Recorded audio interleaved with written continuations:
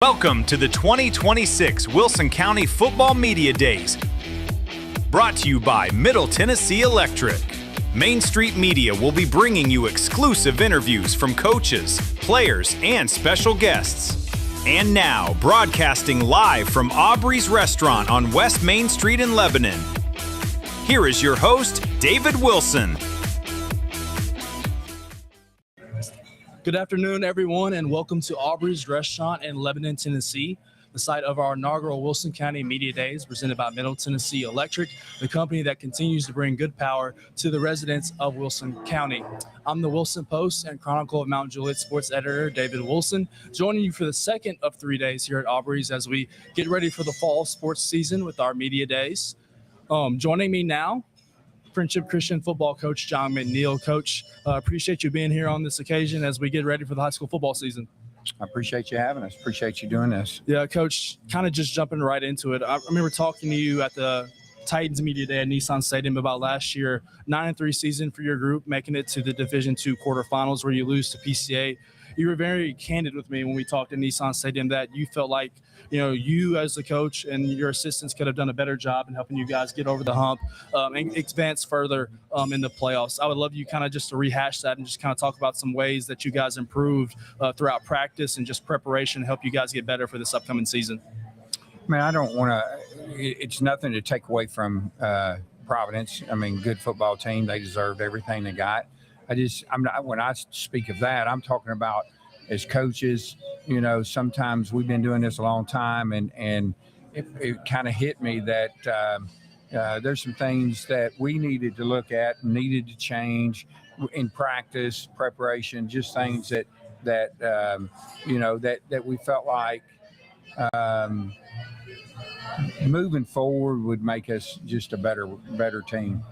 Yeah, I got to ask you, just looking at last year's team, a lot of guys who had a lot of great years in production are returning for this group. Obviously, last year was the first year for Blake Waldorf being your quarterback coming over from Watertown. Had a really phenomenal year, passed for over 1,700 yards, rushed for over 500 yards, had 26 touchdowns. Really kind of felt like he settled into a groove, particularly in the middle part of the season. Played a lot of quality football for you guys. Returning some wideouts on the outside as well. Returning in some guys on the defensive side of the football like Gideon Knox, Vinny Henry, etc. You're returning a lot of talent that I'm sure has you really excited about what this team can be and what they can accomplish this season. Well, and that's why I said we needed to change some things up practice-wise, mostly in that, and preparing week to week. Look, our staff does a great job. I think they're as good as any around. I wouldn't trade them, but sometimes I found doing this 43 years into coaching, sometimes there's things that you got to look at yourself. And, we've been successful doing it the way we've been doing it, but I still think there's times that, we have to look at it and we have to change. And here's what really hit it. Baseball. Baseball was a season that we made some changes because we felt like the year before was something that, okay, we've got to do something that changes how we approach practice, how we get to where we want to be. And the success we had doing that in baseball made me go, there's no reason why we can't do it in football. So Brock Lovelace is a younger guy who thinks outside the box, probably a little more than I do. So I went to him and said, look, this is what I'm looking for. This is what I want to see. And we're still in the process of doing it. And it's practice management. It's just a lot of things that going into Friday, to be prepared for everything.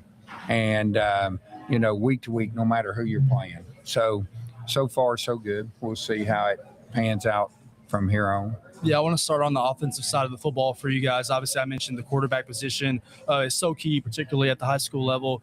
You have one of the best, not only in the county, but in the mid-state as well. A guy who can do it running and throwing the football as well. I have to ask you, just what has that maturation process been like for him going into his season, his senior season this year, and just the development that you've seen of him getting better and taking more command of the offense and doing the things that you want him to do? Well, I mean, it's still early, and we expect a lot from him to not only, run the offense, lead the offense, but we feel like he should know it better, understand it better of what we expect. And then also, I think it's helped that Brock Winfrey, now a sophomore. Last year was a freshman and we're still learning, but them two working together has really been good. Brock has done a great job and gives us an opportunity to have two guys that we feel like can play that position and give us a chance to win. So them two working together, I think, has really been good in that respect from the quarterback. I'm going to tell on myself a little bit. I am a Notre Dame football fan, and one of the things that Marcus Freeman likes to say is we want to be an offensive line, defensive line oriented program, and you could say the same thing for yourself as well. Up front on the offensive line, it doesn't get much better than Caden Buchanan, Brixton Doris, AJ Hartless, who's not going to be part of that as well. Talk about just the offensive line being the focal point of this team, which allowing you guys to get in your bread and butter, which is really running the football and then doing things off of that. Well, I feel like that if you look back at our success over the years and the bigger success of winning when we won the state, it's been the O-line, D-line, no question. I mean, if you look at that we had the guys that dominated both sides of the ball. We had various different running backs, quarterbacks during those time periods, but we always had the dominance up front. So we're hoping that this year's group, under leadership of Coach Cavan and Coach Doris, that we're going to hopefully be able to line up and run the ball, which we like to do, but we also feel like we've got some weapons on the outside that we can get the ball to. We feel like that, hopefully our O-line is going to be a very important part to our season. Yeah. Despite some injuries from him last year that allowed him to miss some games, you couldn't ask for probably a better 1-2 punch in your backfield last year than Jaden McGowan and Ryder Walcott. You add to that backfield now this offseason with the transfer of Piggy Brogdon coming over from Green Hill along with Ryder in that backfield, kind of giving that kind of smash and dash. If you're a Titans fan, Lindell White, Chris Johnson back in the day, they offered that. Kind of talk to me about just the addition of him to this offense in the offseason and what him and Ryder kind of can provide for Blake back there at the running back position. Well, I mean, they are a little more similar than what we thought. I mean, Piggy runs very well, which, we didn't know until he came to us. So a little different, I mean, as far as what we were thinking that we were getting. We feel like they're both going to be very good running backs, very good good speed on both of them. Piggy is definitely bigger. So two types of running backs, with Walcott coming in with some experience last year, and similar to Jaden, where Piggy was a bigger back, and Jaden was a bigger back. So, but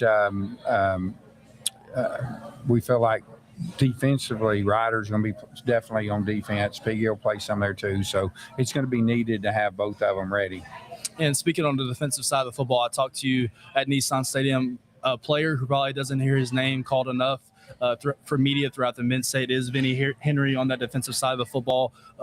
Just kind of talk about what allows him to be such a special athlete from that linebacking position. Well, Vinny's very athletic, number one. Coming up, he was a receiver, big one, but he was a receiver. When he came to us, I felt like that could be a problem. Nobody wants to wear the big numbers, even though that's where you win and lose games. But he bought in and said, "Coach, I'll play wherever." And that showed me what kind of kid I had at that point. So he's run, in guard position on offense, and defensively had a great year last year at linebacker. In fact, we had two young linebackers. We had a freshman and a sophomore where, Prater was a freshman, and then Vinny was a sophomore. So we feel like those two should step up and be even better this year because they've already been in the trenches. They already know what it's like. They're bigger. They're stronger. So both of them we expect a lot in the middle at linebacker.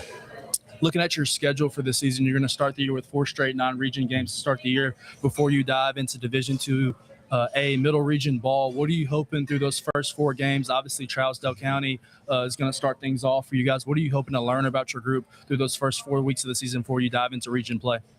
Well, I think part of it is being able to come together and play. We do have some new additions.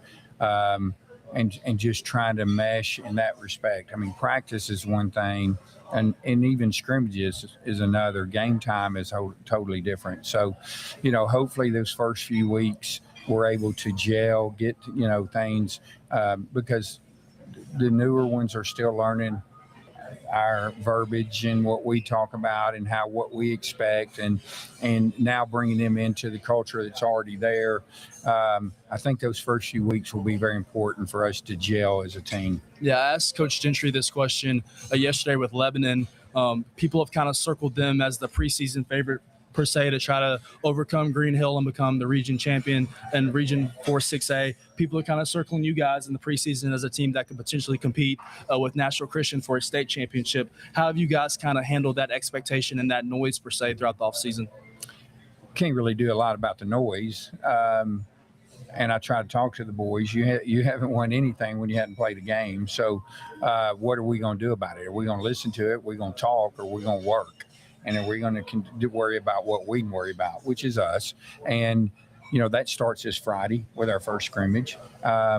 So for me, I don't look down the road there because you don't know what's going to happen during the year. You don't know injuries. You don't know all that. So for us, getting people prepared, people that, can step in when you do have those injuries, the early part of the season is a telltale. Now, it also isn't. We've been very fortunate in a couple of the state championships where we had lost a couple games early. So we've also been undefeated. So that part can go either way.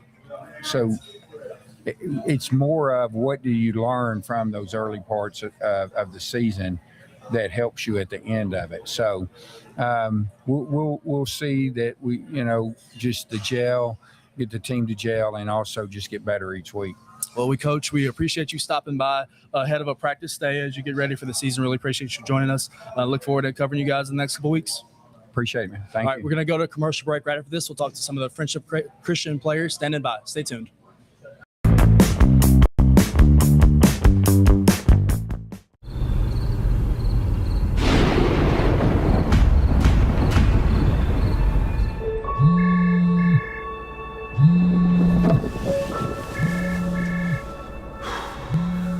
Hello? Yeah, I'll be right there.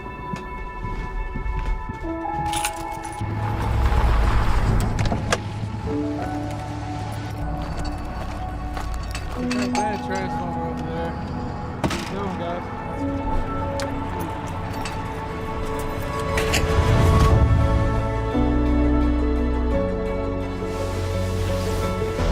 It takes all of us to power a community. Here's to everyone who makes it thrive, both in plain sight and behind the scenes. Middle Tennessee Electric, bringing good energy. Hello, my name is John Davis, and I'm the president and founder of Legacy Athletic Fund. I'd like to share with you how we got started. In July of 22, I was on the staff of a spring football league that ran out of money. I found myself in the hotel lobby subjected to an emotional rant by a very frustrated player. It was during his outburst that I realized he was yelling to me and not at me. I knew he deserved better. Every player deserved better. That event led to a 2-year journey and the development of our Pro Cycle program, as well as the base mission for Legacy Athletic Fund, which is to build a better world by building better people who are empowered through better athletic achievement. Our focus is to build a legacy of access, growth, engagement, and support for our younger athletes, as well as our local community.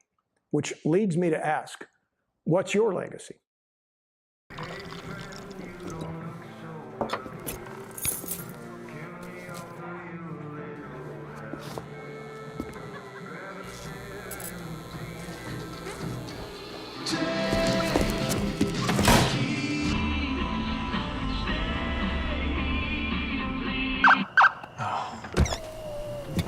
You're seeing the signs too, right?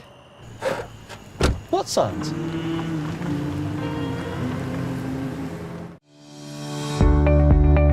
When I think of Delta Dental now, it's really their core values. It's the volunteerism, it's the giving back. Delta Dental gives us 10,000 toothbrushes. So twice a year, we have these children that are going home with food that may not have weekend food, and they're also getting a toothbrush. The best partners are the ones that truly do impact the community together, and I don't think there's a better example of that than our partnership with Delta Dental. At Superior Construction and Design, we believe a home should feel as good as it looks. From thoughtful space planning and building to custom interiors, every detail is carefully considered. With decades of experience in construction and residential interior design, we guide our clients from the first idea to the final finishing touch. Superior Construction and Design. From foundation to furnishings, we make it feel like home. Hey, come here. You want a chance of winning 4 tickets to the Tennessee Titans season opener? Monday, August 3rd, 6:30 p.m., ML Rose, Mount Juliet. Legacy Athletic Fund is hosting their first ever fundraiser, a sports trivia event. Winner gets 4 tickets to the Tennessee Titans season opener. You also have a chance to win Nash SC tickets and Nashville Sounds tickets. We're also going to have a silent auction going on. So get 4 people that know ball, $100, $25 a person.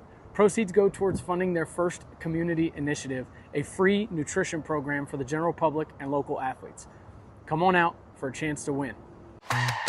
They're up early because the small businesses in our communities don't wait for the day to begin. They're always getting ready for the next customer, the next order, the next idea. And they all run on good energy. The kind working quietly behind the scenes, powering every open sign, every plan, every long day. The kind you can always count on. Middle Tennessee Electric, bringing good energy.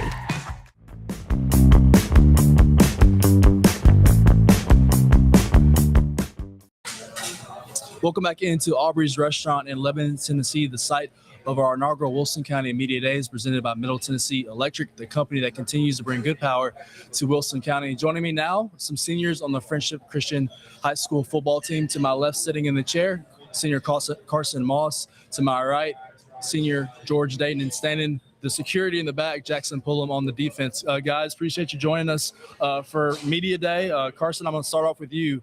Obviously, the senior class last year, not the end of the season that you guys wanted, 9-3 record, losing double overtime to PCA and double overtime of the quarterfinals of the playoffs. What do you feel like this senior class and this team learned about itself last year to provide some motivation for this season to try to write your story a little differently? Yeah, so most of the seniors last year, we all experienced that loss. We all know what it feels like to lose in semifinals, and the goal is always state championship. And we kind of fell short of that last year, but we know for sure what our goal is this year, and we're going to do whatever we can to achieve it. Yeah, Carson, I have to ask you, obviously a member of that wide receiving core for quarterback Blake Waldorf. He picked up an Eastern Kentucky offer this summer. Yes, what do sir. you feel like makes him so special and so unique and such a dynamic quarterback that can have success not only at the high school level, but now hopefully venturing off into the college level as well? Yeah, of course. So Blake, he's very agile with the ball. He can get out, get in the pocket. Out of the pocket, he's dangerous. He'll run the ball on you, and he'll throw the ball on you too. So, he's a dual-threat quarterback for sure. Last year from the wide receiver position, not only D. Boone, but Braden Stringer as well, guys that were really dependable and reliable on the outside. How have you guys as a wide receiving core kind of tried to, make up for that, not only that production, but that leadership as well that they provided as seniors? Yeah. So with me being the only senior, I've tried to take it upon myself to, lead the other guys, especially the new transfers. You got Caleb Graves, Ramel, then Nick, they're all great guys out there. Just trying to bring them under my wing, and then, we all come together and then be the best wide receiver core we can be. Yeah, George, I'm going to kind of transition you really quick. We're going to share a mic here.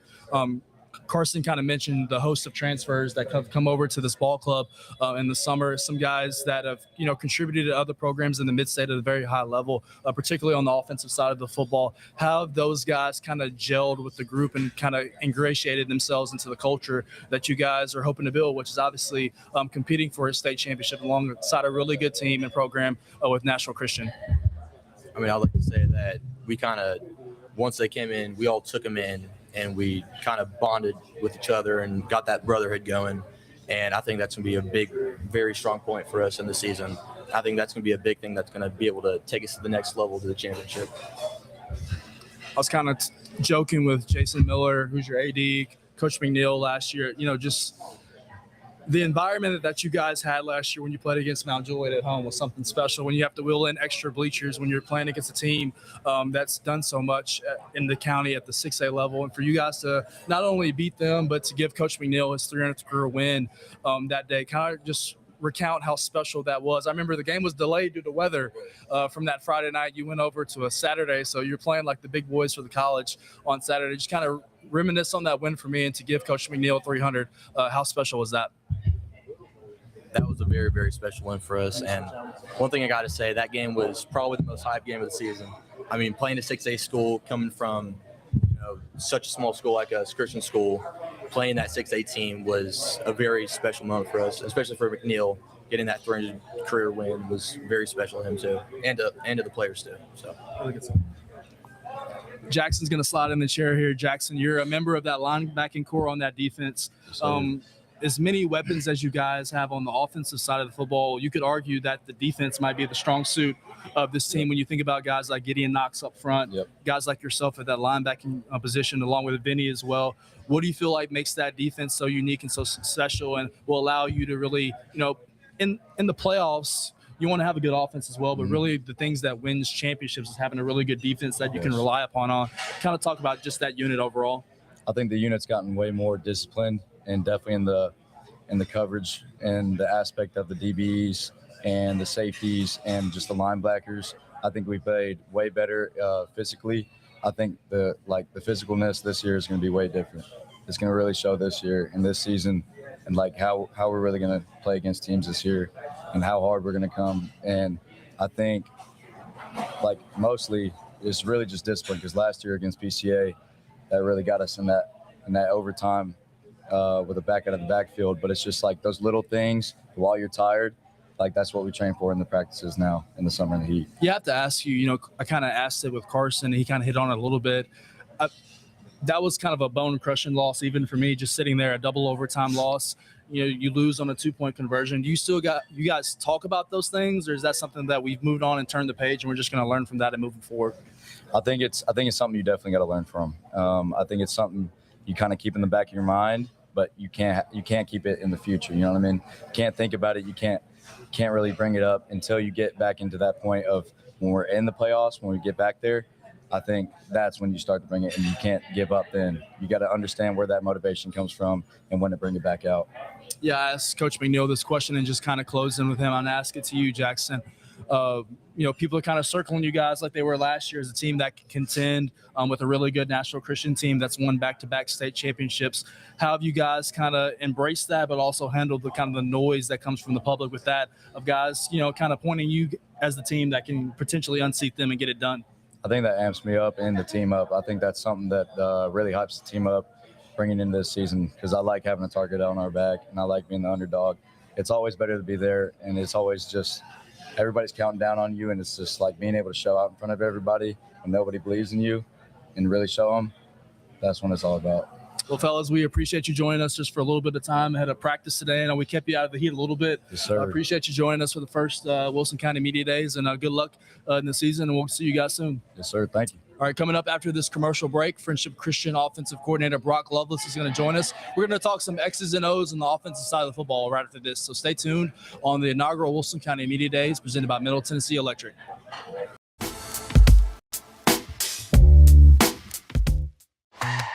They're up early because the small businesses in our communities don't wait for the day to begin. They're always getting ready for the next customer, the next order, the next idea. And they all run on good energy. The kind working quietly behind the scenes, powering every open sign, every plan, every long day. The kind you can always count on. Middle Tennessee Electric, bringing good energy. Hey, come here. You want a chance of winning 4 tickets to the Tennessee Titans season opener? Monday, August 3rd, 6:30 p.m., ML Rose, Mount Juliet. Legacy Athletic Fund is hosting their first ever fundraiser, a sports trivia event. Winner gets 4 tickets to the Tennessee Titans season opener. You also have a chance to win Nash SC tickets and Nashville Sounds tickets. We're also going to have a silent auction going on. So get 4 people that know ball, $100, $25 a person. Proceeds go towards funding their first community initiative, a free nutrition program for the general public and local athletes. Come on out for a chance to win. what I think of Delta Dental now, it's really their core values. It's the volunteerism, it's the giving back. Delta Dental gives us 10,000 toothbrushes. So twice a year, we have these children that are going home with food that may not have weekend food, and they're also getting a toothbrush. The best partners are the ones that truly do impact the community together, and I don't think there's a better example of that than our partnership with Delta Dental. At Superior Construction and Design, we believe a home should feel as good as it looks. From thoughtful space planning and building to custom interiors, every detail is carefully considered. With decades of experience in construction and residential interior design, we got our clients from the first idea to the final finishing touch. Superior Construction and Design. From foundation to furnishings, we make it feel like home.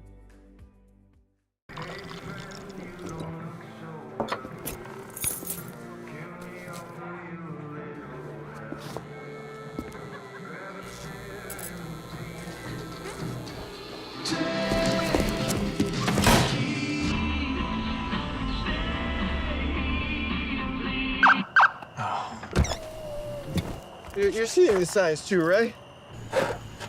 What signs? Hello, my name is John Davis, and I'm the president and founder of Legacy Athletic Fund. I'd like to share with you how we got started. In July of 22, I was on the staff of a spring football league that ran out of money. I found myself in the hotel lobby subjected to an emotional rant by a very frustrated player. It was during his outburst that I realized he was yelling to me and not at me.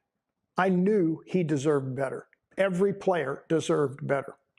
That event led to a 2-year journey and the development of our Pro Cycle program, as well as the base mission for Legacy Athletic Fund, which is to build a better world by building better people who are empowered through better athletic achievement. Our focus is to build a legacy of access, growth, engagement, and support for our younger athletes, as well as our local community. Which leads me to ask, what's your legacy?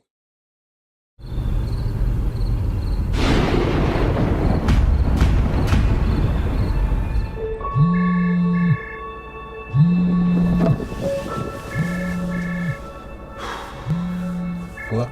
Yeah, I'll be right there.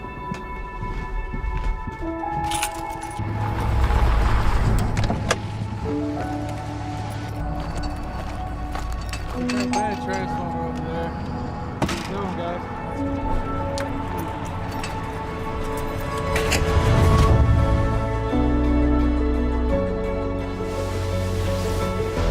It takes all of us to power a community. Here's to everyone who makes it thrive, both in plain sight and behind the scenes. Middle Tennessee Electric, bringing good energy.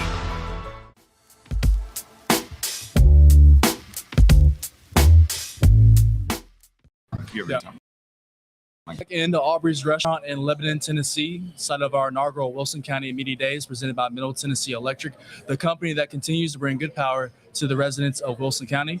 Joining me now, Friendship Christian assistant coach. He got on me for saying offensive coordinator because the big man in the back officially calls the plays, but a trusted source for Coach John McNeil. Brock Lovis, appreciate you joining us here on this, media day, 3-day event, and appreciate you for bringing the guys along as well. Yeah, thanks for having us out. We're definitely enjoying it. So. Well, if there's anything, you definitely like to talk X's and O's, and you definitely like to talk about the offensive side of the football. Last year, particularly first year for Blake Waldorf coming in his transfer from Watertown. First team all-middle region player, 26 touchdowns, pass for over 1,700 yards, rush for over 500 yards. What do you feel like allowed him to be so successful so quickly in your offense and allowed him to get you guys to the quarterfinals of the playoffs? I think for us offensively, we really look at what we have coming in and building an offense around those kids. And I think that really helped him develop, especially in learning a new system, because coming in from a different school, having to learn new lingo, all those kind of things can be very challenging.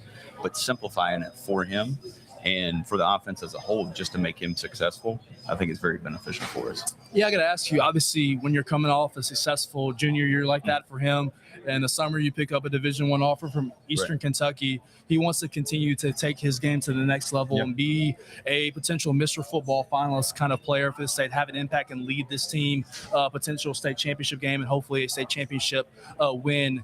What were some things that, in watching film over the offseason with Coach McNeil, that you guys kind of circled for him to get better and improve at and take his game to the next level?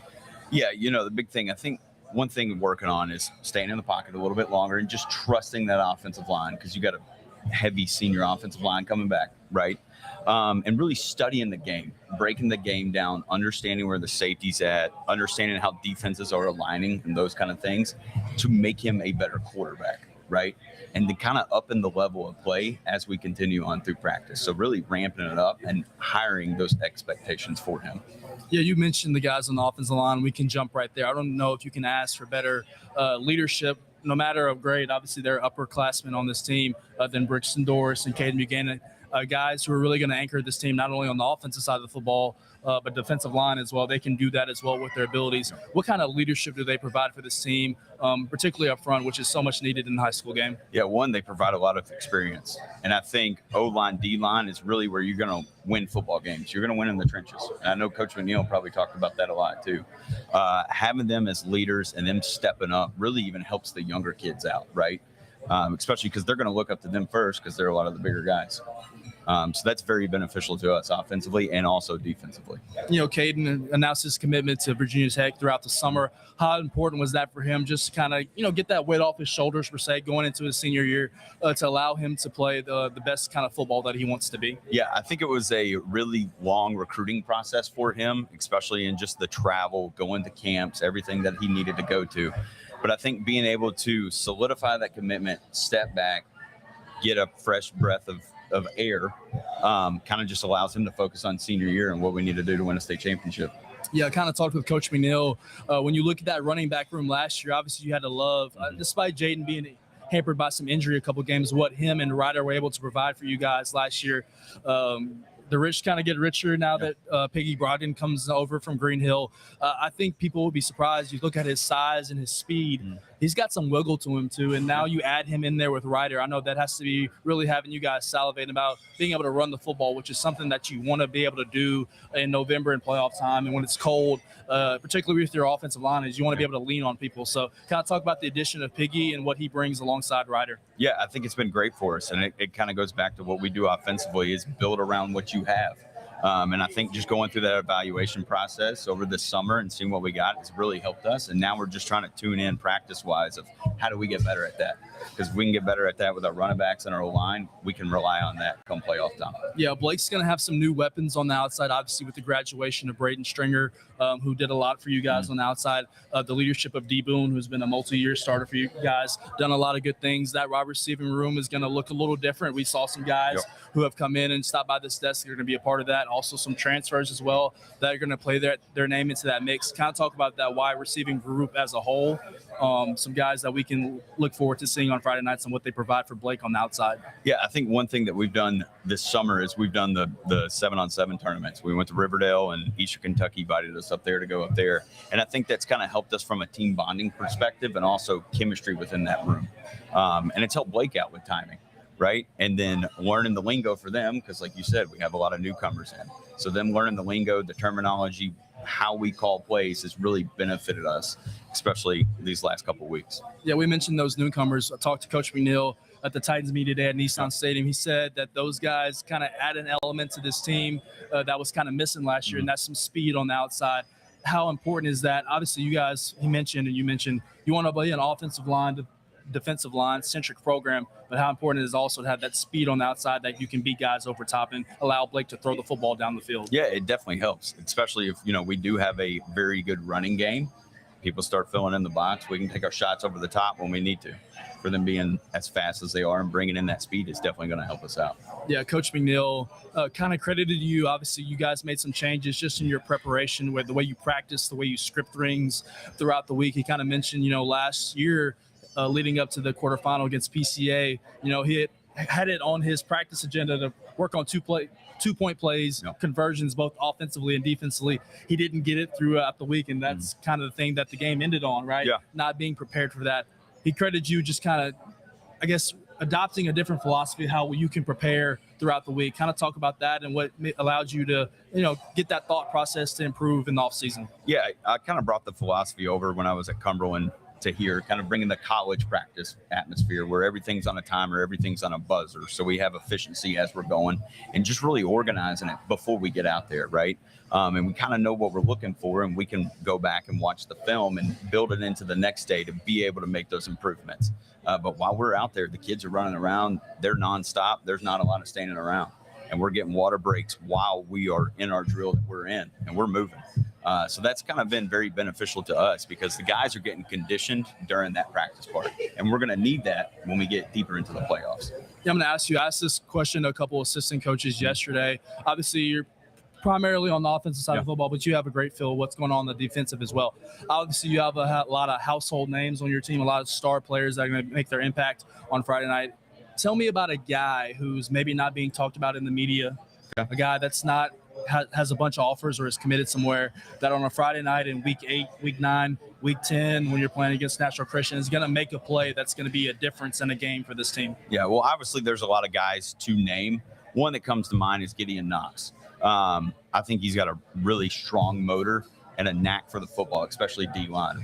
Like we were talking earlier, offensive line, defensive line, they're going to win football games in the trenches. And I think that's going to be important going on into the season.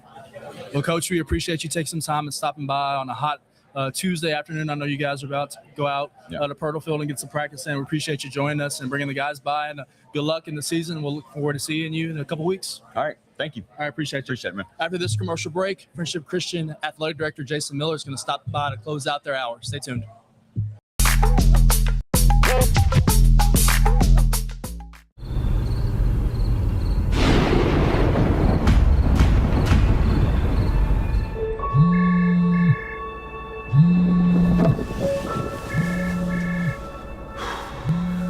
Hello? Yeah, I'll be right there.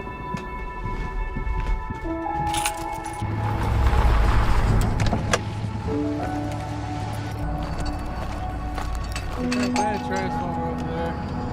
Come on, guys.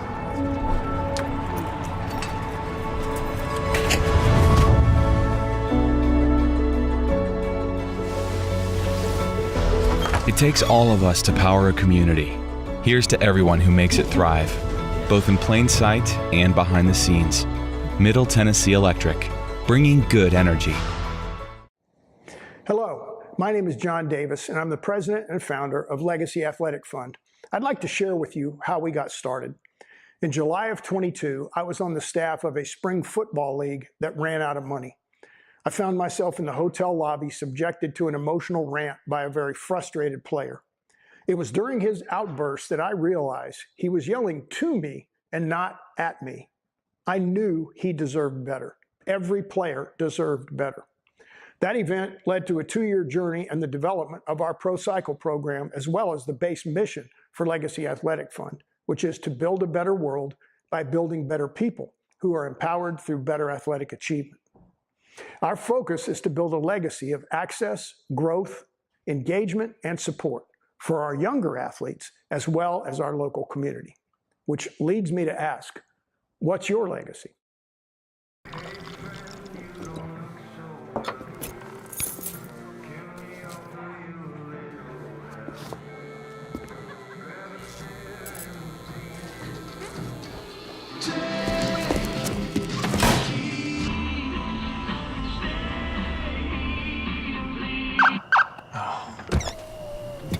You're seeing the signs too, right? What signs?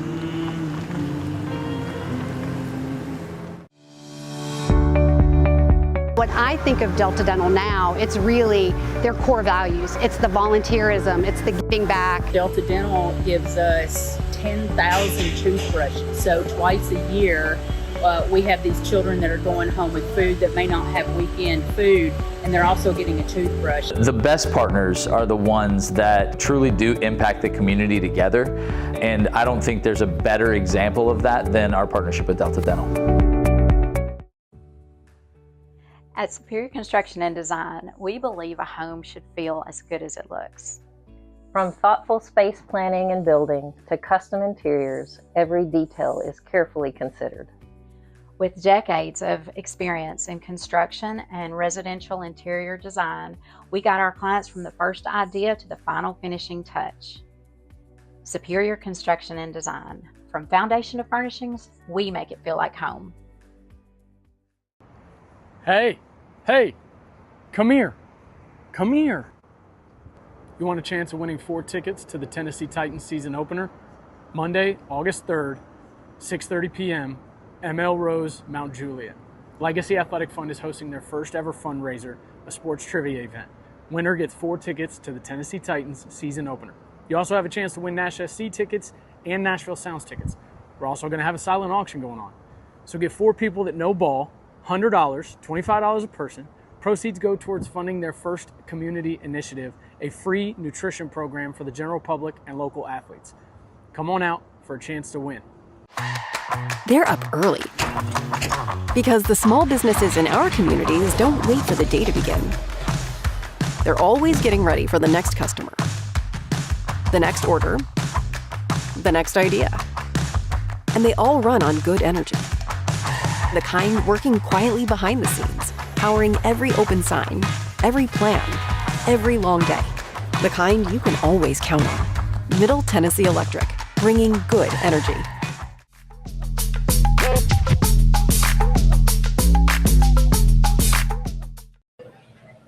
Welcome back into Wilson County Media Days here at Aubrey's Restaurant in Lebanon, Tennessee. Joining me now, I guess I'll give a shout out to our ads real quick, presented by Middle Tennessee Electric, the company that continues to bring good power to the residents of Wilson County. Now that is out of the way. Joining me now, a good friend of mine, Friendship Christian Athletic Director Jason Miller, kind of in a similar vein yesterday with Coach McDowell at Lebanon. Anytime I go to Friendship Christian, before it's time for game coverage, talking to the coaches, I always have to stop by and say hello to Jason Miller, who's always so nice and gracious with his time for us and allowing us to access not only school, but his athletes as well. So thank you for that. Yes, sir. Appreciate you being here. Hey, it's always great. Always great to talk sports with you. Yeah, it is. I got to ask you, just wrapping up last year, school year as a whole, I don't know if athletic department had a better school year than what you guys had. When you think about it, football going all the way to the quarterfinals, volleyball winning a district championship, playing their way into their region tournament, boys basketball winning a district championship for the first time in over a decade, softball making their run deep into the state tournament, snapping a little streak that they had, a little drought that they had. Baseball winning a district championship as well. A lot of winning, a lot of hardware was going back to Friendship Christian, which is, I know, something that you like to see and see those kids get rewarded for their hard work. Well, that's always the goal. We want to play for championships, and we want to play for championships in everything. It's not realistic. Not every season ends with rings, but we want to be excellent across the board. We don't want to be a school that's great in one thing. We want to be solid in everything.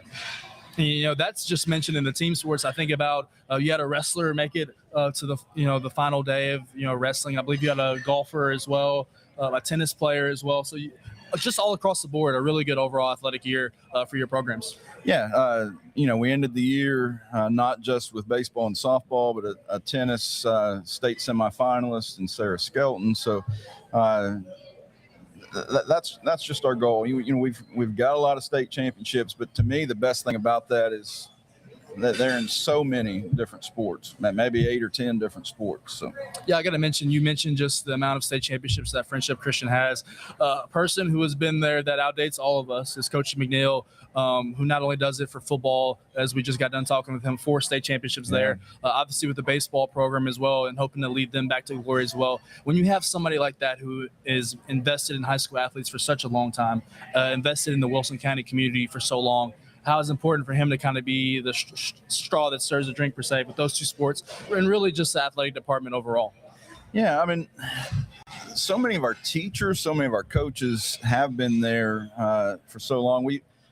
I'll come back to Coach McNeil, but it was announced today, Ron Welch, who people have been in Wilson County for a long time. They know him. He's starting his 50th year at Friendship. Wow. He coached forever, and he's not on the sidelines anymore, but he's still part of us. And you look at Coach McNeil now; he's been there since the mid '80s. It's just a stabilizing presence. We try to bring in some new guys. We've got Michael Teeter, Jessica Schaefer, some other younger coaches. But to have those of us that have been there a long time now, it's a nice balance, I feel like. Yeah, you mentioned Coach Tier. I'm going to hit on them with the basketball program. They were a really fun watch. Obviously, a team that was very senior class oriented. The guys had grown up together, stayed together, and were awarded last year with a deep run into the playoffs. How rewarding it was for you, just knowing the kind of kids that they are, knowing the kind of man that Coach Teeter is, to see them win that district championship at Davidson over Good Pasture. How rewarding was that for you guys to see them accomplish that? Yeah, for Michael to come back home and to have other coaches that played for us and to be back, and half of Coach McNeil's staff, I think, played for him at Friendship. So for him to come back to have that success, I mean, he did great things at Central, but for him to come back and lead our kids, it was one of those years. It was a special year. Your whole starting five is seniors, so they're all gone. So we do start over a little bit this year, but the cupboard's never empty. We start over with a lot of young kids, and we build something special again. I'm gonna throw this last question your way before we go to commercial break and close out the show with you. You mentioned starting 5 seniors on the basketball team last year. Just overall, when we mentioned the landscape of Friendship Christian Athletics, that was a very strong senior class overall. Yeah. And everything that they were accomplished. Just thinking about people like Kyle Sharfman that goes on to play volleyball at Mississippi State, and Hazel, who's going off to Kennesaw State. People like shortstop for baseball. Parker Perez. Yeah, Perez Parker, excuse me. Sorry, Perez. District MVP as well, who goes on to play baseball at Freed-Hardman. Like, there was some talent there that's going to make their impact at the collegiate level long past their days at Friendship Christian. Yeah, and it's fun to have those. I mean, we had, we've had a lot of golfers go to the collegiate game over the last few years. Just so many kids getting to extend their playing days. And with Perez, I mean, I felt like he had just as great a shot to go play basketball somewhere. A little undersized, maybe under 6 foot, which is hard to maybe get a lot of looks in basketball. But we love our kids playing multiple sports. He played a couple. Fitzpatrick played 3. Miles. So we want our kids active. We want them involved. And with our numbers, just being a smaller school, we can't afford them just to play one. We need our best athletes helping us out all across the school year. So it's exciting for them. It's exciting for them to keep playing. We're going to take a quick commercial break here on Wilson County Media Days presented by Middle Tennessee Electric. Jason Miller is going to stay in this seat right here. We'll close out the Friendship Christian Hour right after this commercial break.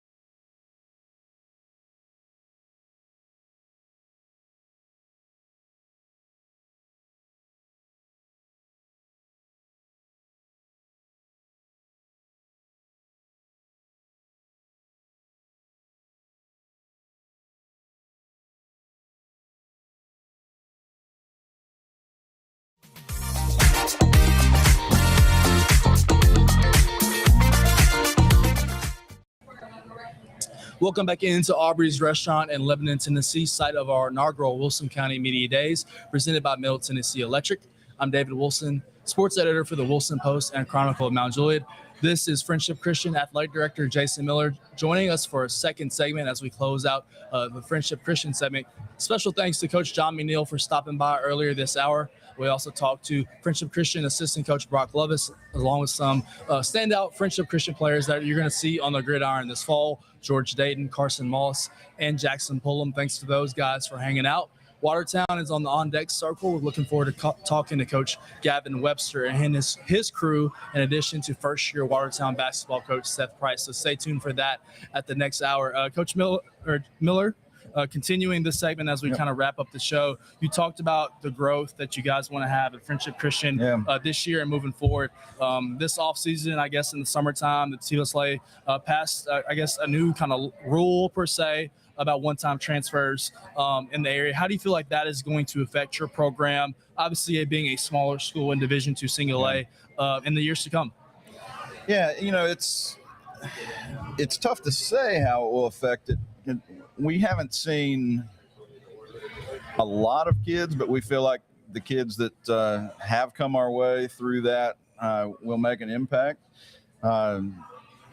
Probably more so in football than anything else. That seems to be where a lot of the transfers are at this point. We've gained some and we've lost a few more in other sports that we've lost a few, and that's really not changed. The timing of when they can do it has changed, but kids for decades have come and gone if they think the opportunity might be better for them somewhere else, or if they think it might be better to come to us. But it certainly gives them, that one chance to say, I think it's time to pursue another option for whatever reason. It may be academics, it may be athletics, but they've got that chance now, that one shot. Yeah, I have to ask you this. Another kind of rule or law per se that's got passed this summer is for basketball moving forward in the years to come, a soft implementation this year of a shot clock that's going to be in high school basketball for the girls and the boys as well. That was passed this summer. What is your kind of thoughts on that? Where do you guys kind of stand? And just kind of talking to your basketball coaches of, do we want to start playing in those games this year during Hall of Champions? What has that conversation been like with your coaches behind the scenes after that rule has been passed? Yeah, we've already actually talked about going ahead and getting them installed now. So I don't know, what the supply is like, whether we can have that in there by November, but we feel like that's likely to happen. So I would say our Hall of Fame week, we'll use it. And it's a little bit unclear to me at this point. What I was hearing is, hey, use them for the Hall of Fame games and then we'll wait. So I kind of hate the idea of installing that, doing it for a week and then having one or two games, turning it off. Yeah. So, maybe we'll get more direction on that, but we are definitely ready to go on that. And Michael loves the up-tempo style, and our girls do too, with Coach Boone. So, I think that, we're ready for it. I think we'll use it this year. How much we're allowed to use it, I think we're still to find that out. Yeah, I have to ask you this. Another thing that we've talked about, I'm asking this because I know Caden Buchanan is quite the boys volleyball player. Yeah. He's quite the athlete. That was something that has also been talked about with the TLSLA this summer of potentially have boys volleyball becoming an emerging state championship sport. What is your kind of idea on that and just, the interest that could maybe come from that from students at Friendship Christian? Well, I think there would definitely be interest. How much competitive interest, I don't know, because right now I feel like, I think when I was in high school, I like to get together with the guys and play volleyball. It's fun. Whether we field a team in that sport someday, I don't know. With smaller numbers, you do have to be careful because you could run, you may have enough to have a team, but then they don't have a lot of subs and you don't have enough subs in other sports. So, how many sports can you have when you're talking about having 100 boys in the school? So, and I think our high school this year has 85 girls. So, how much could you add? We don't do lacrosse, some of those, but can we add those sports and have enough for those and still have enough for what we're already offering? So, it's a consideration, but I knew when I knew Caden Buchanan was going to be a special athlete and get a big time football scholarship was when I watched him play volleyball. If you're 6'5", 330 and spiking at the net, you're a special athlete. And so it would be fun. I don't know whether we would do it, but it'd be fun to have it. The boys would love it. Yeah, absolutely. We kind of joked off air and before your segment here. There's been a lot of photos circling around social media, a lot of construction, a lot of good things that are happening at Friendship Christian that are going to take you guys to where you want to be, not only athletically, but academically as well, and grow the school within the Wilson County community that's been centered there for so long. Kind of talk about some of the good things that are happening on campus that people can look forward to over this next school year and obviously the school years to come. Yeah, so this is a year of growth for us, not in numbers, but in facilities. We are really our biggest build that we've ever had at Friendship. We have started kind of laying the groundwork, and the building should start to begin to come up out of the ground in the next week or so. But about a 14-month project, about a $30 million project, and said the biggest build we've ever done, even bigger when we started as a school back in the 1970s. So we're going to add 25 new classrooms and a lot of other spaces that we desperately need. Hope someday to be pushing around 1,000 students overall. That's pre-K through our seniors. We are right now pushing to about 800. And we're just out of room as far as classroom space and such. So we started as soon as school ended. We started making the preparations, some new roadways in and around campus to help not only with athletics during the season to get people in and out, but for dismissal, get people off of the roads, try to keep from backing up onto the roads. So some new in and out access points to dismissal time and things will just hopefully make our school day go smoother. Yeah, one last question before I let you go and enjoy the Guardians game tonight. That's right. As I know you will. Obviously, we had some of your football players stop by. We had Coach Lovelace stop by, Coach McNeil. Just want to end you with a football centric question. Obviously, not the end of the season that you guys wanted last year. Yeah. A really hard loss last year in the quarterfinals to PCA. Still this season, as we kind of preview and turn the page and just, knowing what I know about the area, talking to some other media writers across the state, a lot of guys are circling your program as a team that can potentially challenge Nashville Christian for a state championship and playing in Chattanooga in December. What have you seen in just your interactions with the guys and the coaches this summer that feels like they're ready to kind of take that next step and get back to where you want to be? Yeah, it's interesting because our football program has a history of about every 4 or 5 years having something great, and we're timed out to that again. So it's one of those with the new guys coming in. I feel like we've added some speed, which we desperately needed. Providence last year, they were in a no huddle, throwing the ball all over the field. And we just need to be a little bit quicker. And we had some injury issues that, Caden went down right before the half. And you're taking an SEC, ACC quality lineman off the field. Our kids gave it the best they had, but without him, the game plan changed a little bit. So I feel like, our line is just really solid. We've got skill guys and added some pieces, added that speed. I feel like this is a team that can contend. And from what I hear, Nashville Christian's added a few guys as well. So, who knows? It could be probably us and them the last week of the regular season, maybe both undefeated in the district, playing for the region championship. And then maybe we see them again in Chattanooga. Who knows? Absolutely. I mean, last year that game was on Halloween. It was a little cold, but obviously a matchup that you salivate for going into the season, knowing that a region championship could potentially be on the line, and that was the case last year. Yeah. So hopefully we see you guys in that moment again. Thanks again for stopping by and being one of the people to make this happen. We really appreciate you. Looking forward to interacting with you in the next couple of weeks, and all your sports to come. Thank you. Appreciate you doing this. Appreciate you. That'll close the Friendship Christian Hour here at Wilson County Media Days, presented by Middle Tennessee Electric. Coming up, the Watertown Purple Tigers are in the house. They're on deck, and we'll talk to head coach Gavin Webster right after this on Media Days presented by Middle Tennessee Electric. Sorry. Let's go to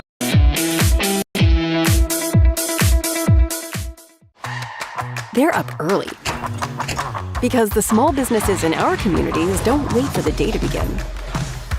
They're always getting ready for the next customer, the next order, the next idea. And they all run on good energy.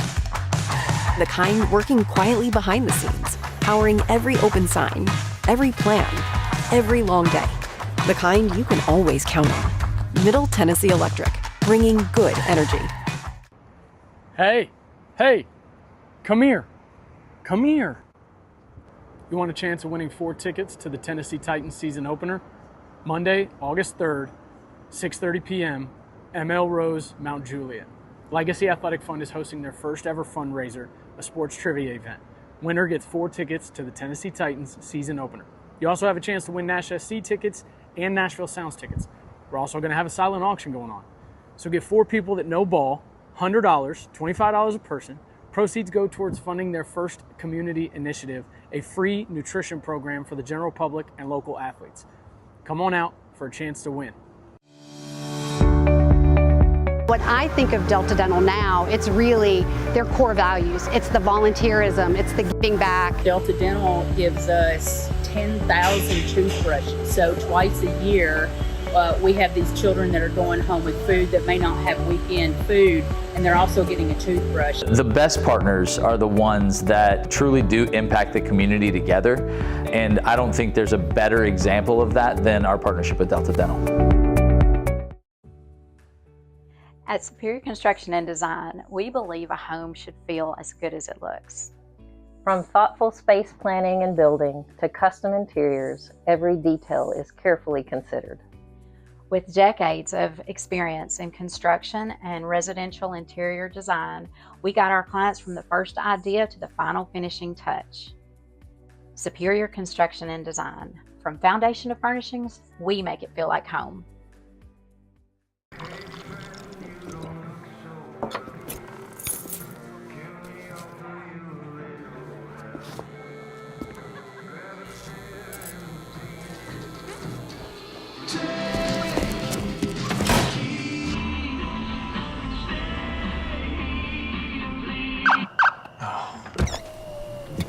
You're seeing the signs too, right? What signs?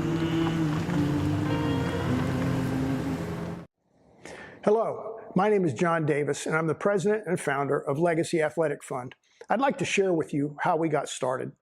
In July of 22, I was on the staff of a spring football league that ran out of money. I found myself in the hotel lobby subjected to an emotional rant by a very frustrated player. It was during his outburst that I realized he was yelling to me and not at me. I knew he deserved better. Every player deserved better. That event led to a 2-year journey and the development of our Pro Cycle program, as well as the base mission for Legacy Athletic Fund, which is to build a better world by building better people who are empowered through better athletic achievement. Our focus is to build a legacy of access, growth, engagement, and support for our younger athletes, as well as our local community. Which leads me to ask, what's your legacy?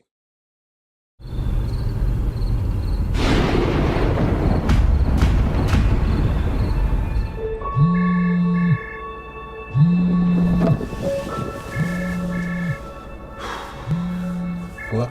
Yeah, I'll be right there.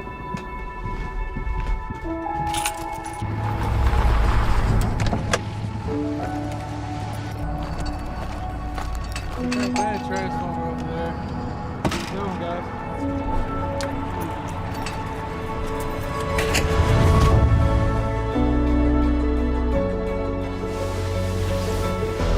It takes all of us to power a community. Here's to everyone who makes it thrive, both in plain sight and behind the scenes. Middle Tennessee Electric, bringing good energy.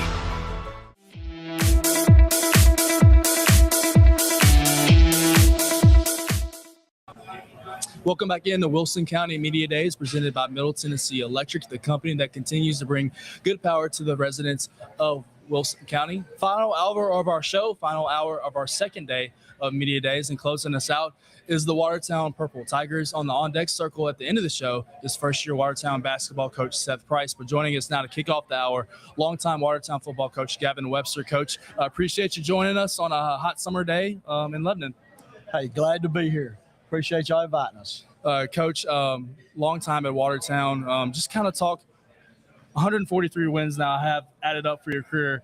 One of the largest totals in the area behind Coach McNeil, who just finished us up at Friendship Christian. Just kind of talk about just your years at Watertown and what it means to you to serve that community, interact with the young men that come through those hallways. Well, I can just say I've been very fortunate to being at Watertown for so many years. This is the only place I have taught and coached at.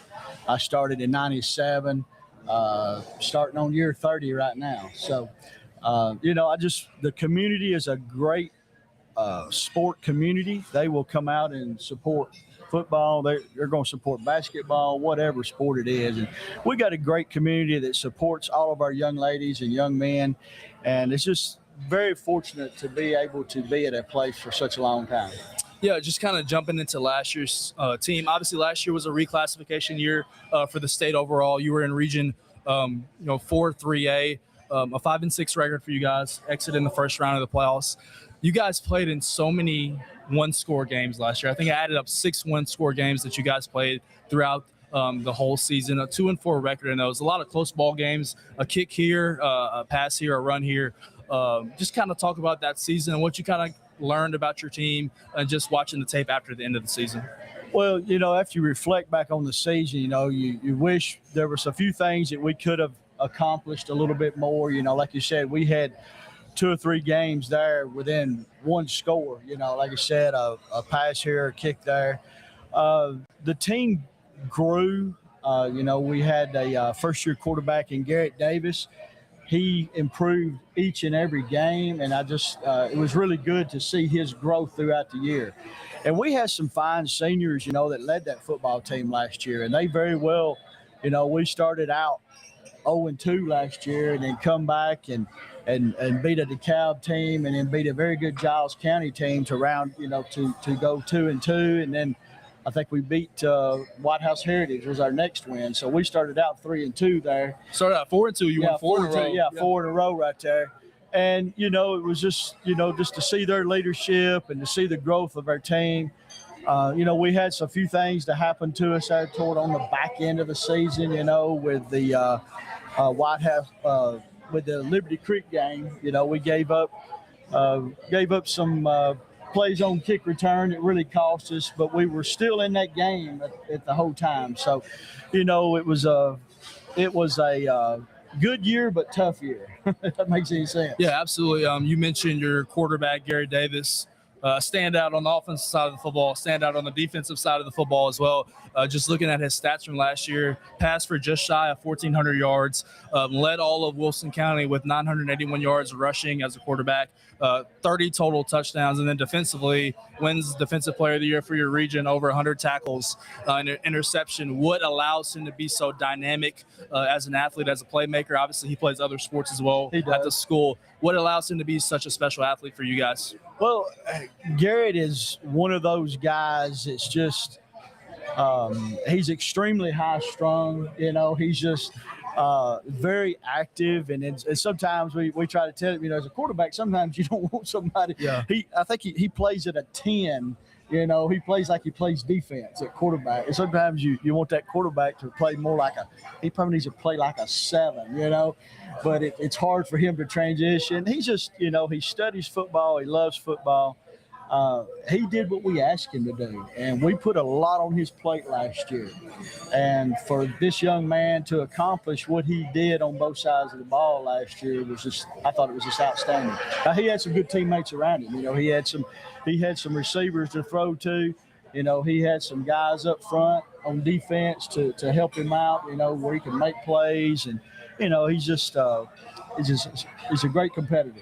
Yeah, I have to ask you, you mentioned last year being his first year as the starting quarterback for this program. Obviously going into his senior year now, a maturation curve still allows to happen over the offseason. How have you seen him grow in that position and become even better throughout this offseason?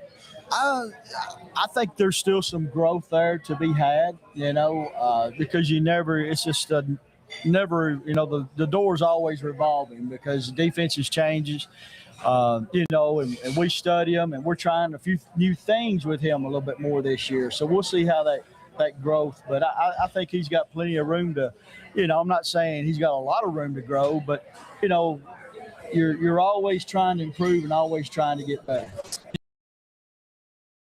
Weapons that he had on the offensive side of the football. Just thinking from the wide receiver standpoint, Jesse Bratcher was a really good wide receiver that has moved on at graduation. That was a really standout player in Wilson County. Who are some new faces in that wide receiving core that are going to provide some weapons for him on the outside? Well, we do have Carmelo Davis returning. Yes. Carmelo was the other outside receiver. He's returning. We've moved him to inside this year. He's more of a slot guy. We're going to be very young on the perimeter. And see, we got about 2 or 3 sophomores rounding out the receiving core. So we're going to be young on the perimeter. So we got a lot of growth there to go. Carmelo is the only senior returning receiver there. So, it's going to be experienced, but our guys are working and trying to get better every day. Who are some guys on the offensive side of the football, whether it's, the running back position, offensive line, that's really kind of stood out to you throughout summer? I know we just got pads on this week that have stood out to you in the summer that, week 7, week 8, he's going to play for us that is going to in a football game. Well, we got 8 seniors on the football team, and we're looking for those guys to be the leaders and making plays for us. We've got 2 linemen returning, Chase Lamerson, Noah Utley. We expect big things out of those. We got a senior lineman returning. It didn't play last year, William Bush. Got Cooper White, Lane Kennedy, a few newcomers. I don't want to forget anybody. But running back, it's Kyrion Burns. I made Carmelo Davis was the other one. I think that's all 8 of them. I try not to leave anybody else. Of course, you got Garrett Davis also. Some young receivers we got coming along that's really I've been really pleased with is Logan Kennedy and Connor Parkinson are doing really well on the outside. We've got Trey Grooms. You're going to see a lot of Trey Grooms on the defensive side of the ball, and he's getting some playing time on the offensive side of the ball too. So he's another sophomore, and then so we're going to be playing some sophomores this year. We got about 4 or 5 that's going to be getting a lot of playing time. A common theme is just talking to coaches like yourself who have been around a long time in this state. When it comes to November and playoff football time, yes, you want to have an offense that can score points, but having a defense that can stop people is also important as well. Obviously, Garrett is kind of the straw that stirs the drink on that defensive side of the football. Some guys on that side of the football, other than Garrett, that are going to play a key part of what your defense is going to look like this season. Well, I said a few of those names a minute ago. Because they go both ways. Yeah, they play both ways. Anchoring that defensive line, we're looking at Chase Lamerson and Noah Utley and William Bush. We're looking at those guys to anchor the defensive front. Linebackers, Lane Kennedy, Cooper White. We got a few more outside, Colt McConnell, Hunter Heflin, people like that. And then, of course, on the back end, our corners, we're young there with Trey Grooms,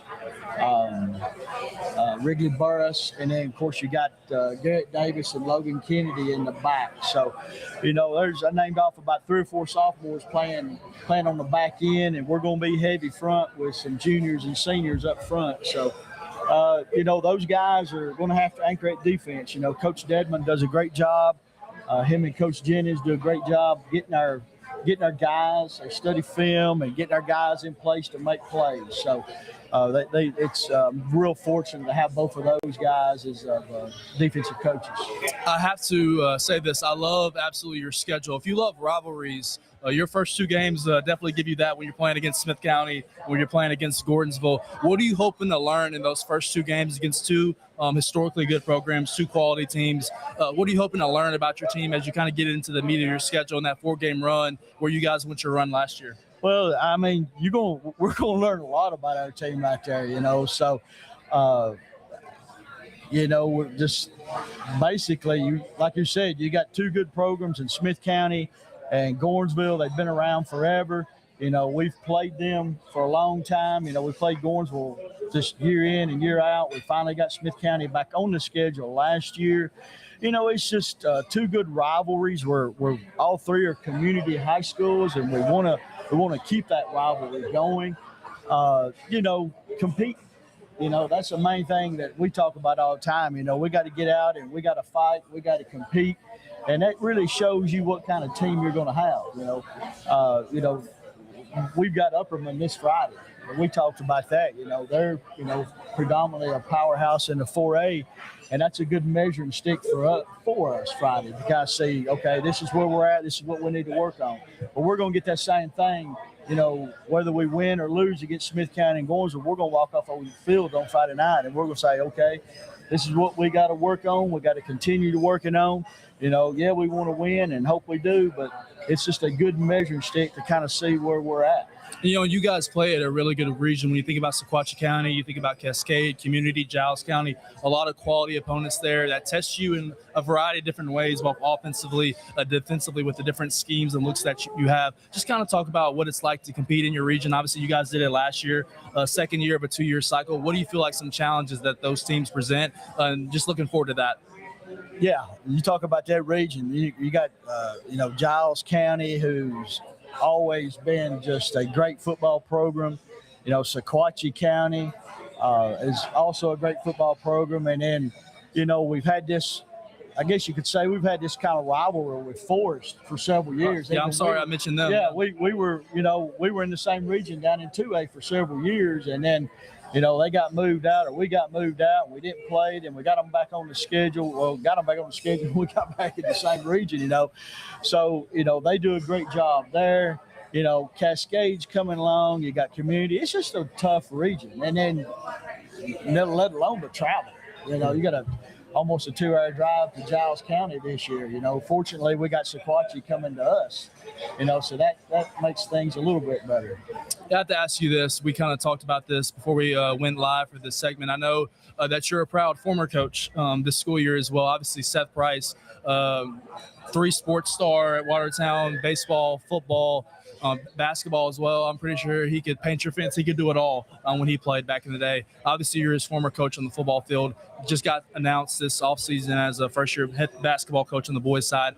How proud are you of him, and just what kind of things can we expect from him this season, just from a leadership standpoint and just knowing the kind of young man he is? Well, I'm very proud of Seth. I said that a minute ago, to coach a young man with the ability that he had on, baseball, basketball, and football was just unbelievable. It was just the things that he could accomplish and things that he did accomplish. Proud for him, being able to come back to his alma mater and not only teach there, but get a head boys basketball coach. You're going to, Seth, there's nobody going to outwork him. He's going to be a hard worker. He's going to study the game, and he's going to give his kids every bit of chance to win each and every night they hit that hardwood. Well, Coach Webster, we really appreciate you joining us for the first segment of the Watertown Hour here at Wilson County Media Days. Appreciate you joining us. Looking forward to the upcoming season and working with you and seeing you here in a little bit. Hey, glad to be here, and thanks for having us. Appreciate you. We're going to take a commercial break. Right after this, we're going to talk to a couple standout football players that you're going to see on the Watertown Gridiron this season. Stay tuned.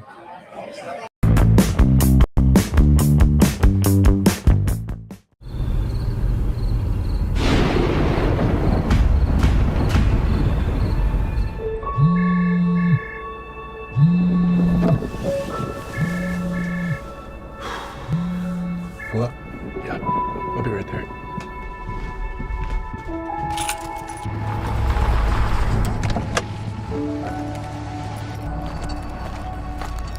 Bad transformer over there.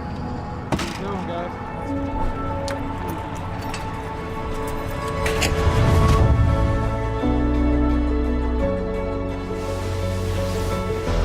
It takes all of us to power a community.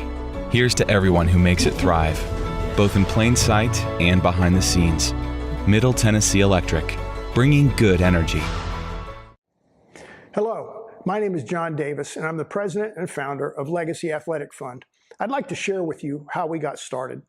In July of 22, I was on the staff of a spring football league that ran out of money. I found myself in the hotel lobby subjected to an emotional rant by a very frustrated player. It was during his outburst that I realized he was yelling to me and not at me. I knew he deserved better. Every player deserved better. That event led to a 2-year journey and the development of our Pro Cycle program, as well as the base mission for Legacy Athletic Fund, which is to build a better world by building better people who are empowered through better athletic achievement. Our focus is to build a legacy of access, growth, engagement, and support for our younger athletes, as well as our local community. Which leads me to ask, what's your legacy?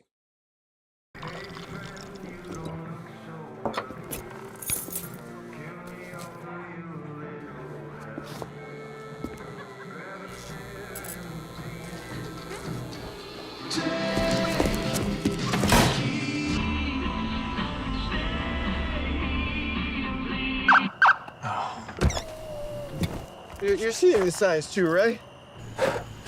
What signs?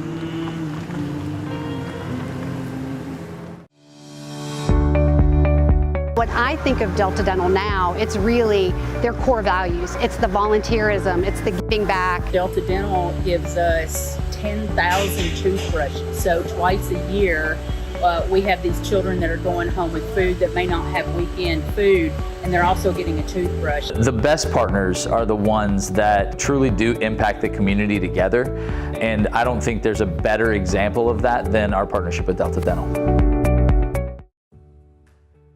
At Superior Construction and Design, we believe a home should feel as good as it looks. From thoughtful space planning and building to custom interiors, every detail is carefully considered. With decades of experience in construction and residential interior design, we got our clients from the first idea to the final finishing touch. Superior Construction and Design. From foundation to furnishings, we make it feel like home. Hey, come here. You want a chance of winning 4 tickets to the Tennessee Titans season opener? Monday, August 3rd, 6:30 p.m., ML Rose, Mount Juliet. Legacy Athletic Fund is hosting their first ever fundraiser, a sports trivia event. Winner gets 4 tickets to the Tennessee Titans season opener. You also have a chance to win Nash SC tickets and Nashville Sounds tickets. We're also going to have a silent auction going on. So get 4 people that know ball, $100, $25 a person. Proceeds go towards funding their first community initiative, a free nutrition program for the general public and local athletes. Come on out for a chance to win. They're up early because the small businesses in our communities don't wait for the day to begin. They're always getting ready for the next customer, the next order, the next idea. And they all run on good energy. The kind working quietly behind the scenes, powering every open sign, every plan, every long day. The kind you can always count on. Middle Tennessee Electric, bringing good energy.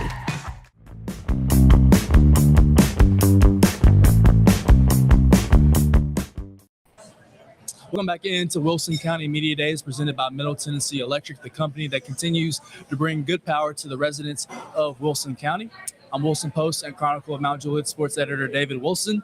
Joining me now, a trio of Watertown Purple Tigers that you will see on the gridiron this fall. Quarterback Garrett Davis, linebacker Cooper White, and offensive lineman / defensive lineman Chase Lamberson. I'm going to start off with Garrett, who's sitting in the chair to my left. We just got his hair done. He's looking good, and he's ready to go. Garrett, what a standout year for you last year. Quarterback, defensive back, you were able to do it all for this team that made the playoffs. Led Wilson County from the quarterback position with 981 yards rushing, passed for just shy of 1,400 yards, 30 total touchdowns, all while being your region's defensive player of the year, having over 100 tackles. What was that like for you just from a workload standpoint? I know you probably slept good on Friday nights going into Saturday morning. What was that workload like and just kind of carrying the load for this team last year, both offensively and defensively? I mean, really, I didn't see it as that. I saw it as we were going out there as a team to play. It wasn't all about me. It was about putting the team in a position we needed to win, and being that was me in that case, and that's how it ended up being. You have to ask you, last year, Coach Webster just kind of talked about this. Your first year as a starting quarterback for this program, a lot of growth that happened throughout the course of the year, just learning how to stay in the pocket, reads. Obviously, you have the athleticism to do both. What was that process like, last year, becoming the first-year starter for this team, and how have you tried to grow this offseason going into the senior year to make it the best year possible that you can? At first, it was a lot of pressure on me, but my team stood in there with me. They believed in me, and it gave me chances to play for them. And this year, I've been with my receivers. We've been throwing after practice, staying late, going up early on the weekends and throwing, so we can really just be prepared and be on all the same pages as we go into this next season. Yeah, obviously you had a really good connection last year with Jesse Bratcher, who's now moved on from graduation from this team. Obviously, Carmelo Davis is a guy that returns on the outside for you. Other than him, who are some guys on the outside that you kind of bonded with in the summer that we can expect some big things this fall? We have 3 new sophomores that are coming up. They have to fill their roles and be able to play. We have Trey Grooms, Logan Kennedy, and Wrigley Burris. Those 3 guys are very athletic and they're ready to play. I have to ask you, just kind of my last question with you before we let you switch seats with your senior teammate here. Obviously, defensive back, quarterback, better feeling, okay? Getting interception on defense, running somebody over, hit sticking them per se, or throwing a touchdown pass?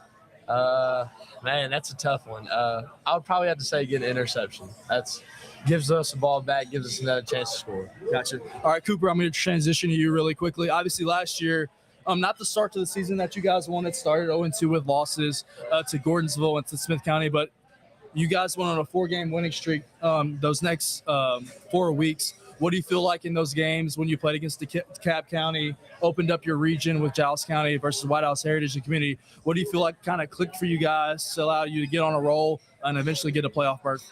I think it was really just us working together and coming together as a team. When we started out, people really didn't know how our season was going to go, and nobody was really bought in. And then we all just decided we were done losing. And we all came together and put it all together and worked hard, and we got it where we needed to be. I joked with Coach Webster. You guys played in 6 one-score games last year. A lot of tight ball games that went down the stretch. You guys were 2-4 in those games, but what is that like? Obviously, your quality defense, quality offense as well. What was it kind of like last year playing in some close games that go down to the wire against some really good teams as well? You think about Liberty Creek was a close game. Obviously Smith County was a very close game to start the year. What was that like for this team playing a lot of close games? I think it was great. I mean, we had a lot of pressure on us to go out there and win in those overtimes or when it was close to the end of the game. But it was really just us coming together and having a fight at the end of the game. And I think that's what made it special. Chase Lamberson's going to slide into the seat next to me. Appreciate you joining us and doing this. Last year, kind of talking with Coach Webster as well. It was a new region for you guys, transitioning. Obviously, you guys are in 3A, playing against schools like Dallas County, which is historically a really good program. Obviously, Sequatchie County is very well known as well. What was it like for you guys just playing in that region, and obviously playing in the playoffs is a goal for you guys? You had clinched that. How can you guys take it a step further in a really good region? I would say mostly that we got to all come together as one and bring it together, but also play as a team and be there for each other when we mess up. And when we mess up, be there for each other and get better the next time. Yeah, just kind of talk about the dynamic of this offensive line and defensive line. Obviously, when you get to block for a guy like that, it's something special because he can make magic when the play kind of breaks down. SB also has the ability to stick in there and throw the football as well. What's that offensive line room looking like this season, and how can you guys be a strength for him to give him more time in the pocket? We're physical, real physical, and we're going to be physical. And with a guy like Garrett, we know we can trust him, and we just know we got to put the ball in his hands and give him time to get away from the other guy. Yeah, I have to say, I feels like that physical part, that toughness part in Watertown, obviously a small but mighty community. I know that particularly with Garrett and running the football, with Burns coming back, that's going to be a strength of the team that you're going to rely on in October and November. Absolutely, it will be 100%. And we just know that we got to keep on rolling and run the ball and throw the ball, and we can grow exponentially when we do that. When we get physical up front, offense and defense, we'll win. What's it like just for you? Obviously, Coach Webster has kind of been a staple of Wilson County for such a long time, since the 90s. before you guys were born. What's it like playing for a guy like that who's so invested in Watertown, has been there for a long time, and is invested in obviously a community? You guys probably grew up there, going to a lot of Watertown football games and seeing guys like Seth Price do it at a high level. What's that like, kind of been growing up and seeing him being that steady figure for this football team? It's crazy. It's crazy to see everybody come through. It's also crazy to play for a guy that you see on Friday nights when you're a little kid. And it's a great feeling to know that you're playing under some guy that's been there, has tenure, that's a great coach. And we'll ride with Coach Webster for the rest of our lives. Yeah, last question. I'll let you guys go eat, enjoy the rest of your night. Obviously, you guys, as I mentioned, make the playoffs last year. Not the ending that you wanted against a really good Tyner team that went on to the state semifinals. How do you guys improve on this season and make it better and get, potentially a better playoff seeding, potentially compete for a region championship? Fix the little mistakes and fix the mess ups where we messed up last year at, and just get better overall in all aspects of the game. I'm going to build on that really quickly. You say little mistakes and mess ups. Where do you feel like this team can improve the most from last year to this year? The little penalties. We had minor penalties like holdings, but also the major penalties, as in personal fouls. We had a bunch of personal fouls last year. We don't need that this year, and that's everybody. We'll come together as a team and get that straightened out this year. Well, fellas, we appreciate you joining us on the first Wilson County Media Days. Appreciate you sticking around and enjoying the food. Good luck this season, and looking forward to interacting with you guys in the next couple of weeks. Yes, sir. We're going to go to a commercial break. Stay tuned.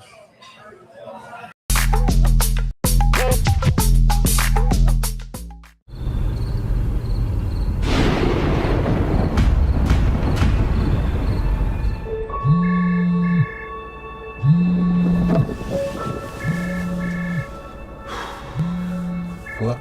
Yeah, I'll be right there.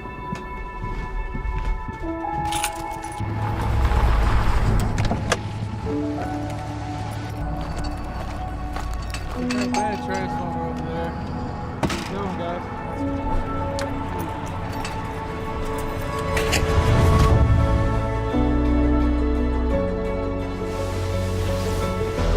It takes all of us to power a community. Here's to everyone who makes it thrive, both in plain sight and behind the scenes. Middle Tennessee Electric, bringing good energy. Hello, my name is John Davis, and I'm the president and founder of Legacy Athletic Fund.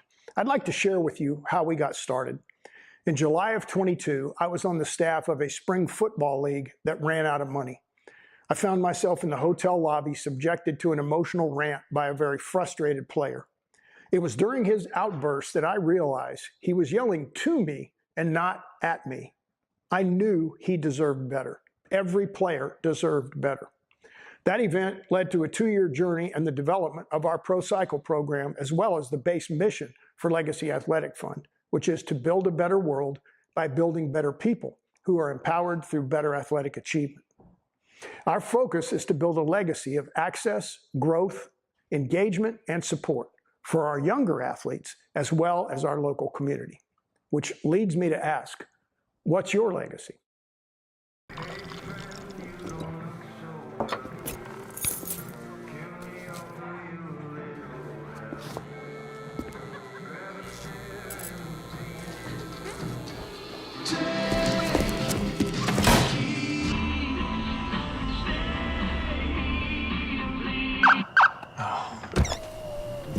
You're seeing the signs too, right?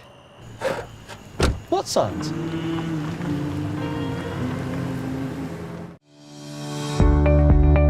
What I think of Delta Dental now, it's really their core values. It's the volunteerism, it's the giving back. Delta Dental gives us 10,000 toothbrushes. So twice a year, we have these children that are going home with food that may not have weekend food, and they're also getting a toothbrush. The best partners are the ones that truly do impact the community together, and I don't think there's a better example of that than our partnership with Delta Dental.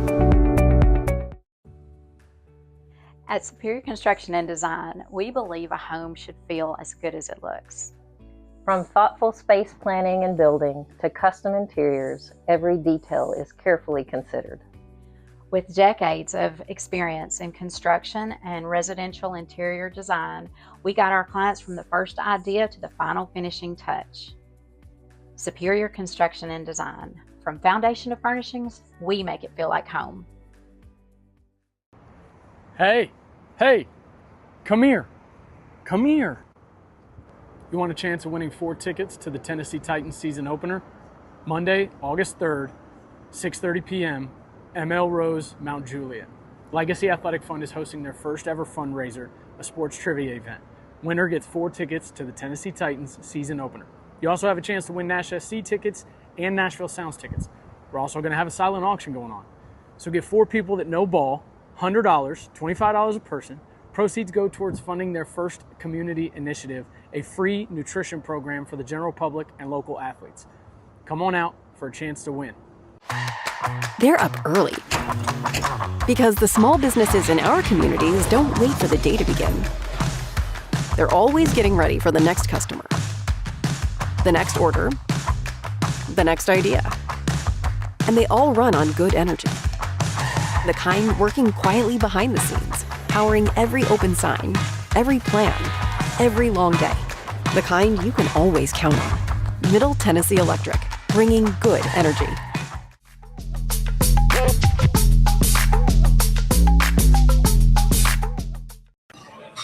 Welcome back into Aubrey's Restaurant in Lebanon, Tennessee, site of our inaugural Wilson County Media Days, presented by Middle Tennessee Electric, the company that continues to bring good power to the residents of Wilson County.